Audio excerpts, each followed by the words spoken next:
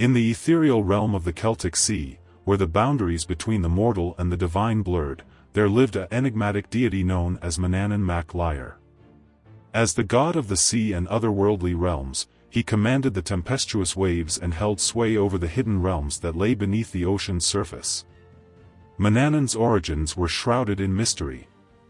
Some whispered that he was the son of the sea god Lir, while others claimed he was a primordial being who had existed since the dawn of time. His dwelling was the Isle of Man, a mystical land that was said to be both a gateway to the otherworld and a sanctuary for those who sought refuge from the storms of life. Manannán possessed an otherworldly beauty that captivated all who beheld him.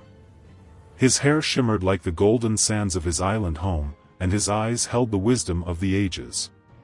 He was a master of illusion and shape-shifting, able to transform himself into any guise he desired. As the god of the sea, Manannán commanded the elements with ease. He could summon storms that shook the heavens and calm the raging waves with a mere gesture. Sailors and fishermen alike revered him, offering prayers and sacrifices to ensure his favor. But Manannán was not merely a benevolent deity.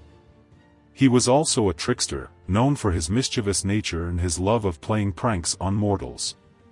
One day, as a young fisherman named Cormac was casting his nets into the sea, he felt a sudden tug on his line. As he pulled it in, he was astonished to find a magnificent sword, its blade shimmering with an otherworldly light. Overjoyed, Cormac thanked the gods for his good fortune and returned to his village.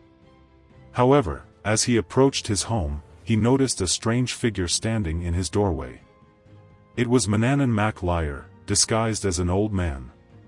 The god greeted Cormac with a sly smile and asked to see the sword. Cormac proudly showed him his prize, but as soon as Manannán touched it, it vanished into thin air.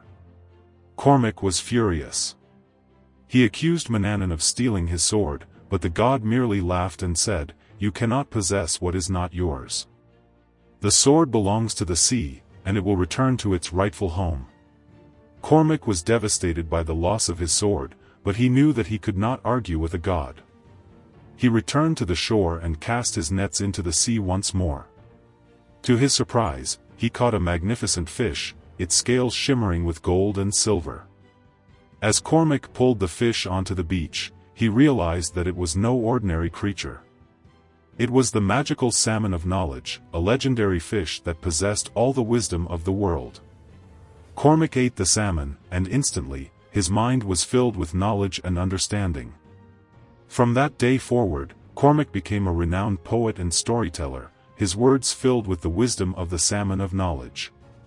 And so, the trickster god Manannán mac Lir continued to play his games, both blessing and confounding the mortals who crossed his path. In the twilight hours, when the veil between the worlds grew thin, Manannán would often appear on the shores of Ireland. He would ride his magical steed, a white horse with a flowing mane, and his presence would bring both wonder and trepidation to those who beheld him. Some said that Manannán was a harbinger of change, a messenger from the otherworld who came to guide lost souls and inspire those who dared to dream. Others feared him as a trickster, a being who could lead them astray with his illusions and enchantments. But regardless of how he was perceived, Manannán mac Lir remained an enigmatic and enduring figure in Celtic mythology.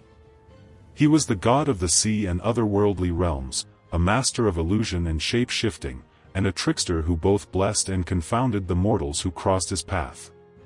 And so, as the waves crashed upon the shores of Ireland, the legend of Manannán mac Lir continued to be whispered among the people, a tale of a god who walked between the worlds, forever shrouded in mystery and wonder.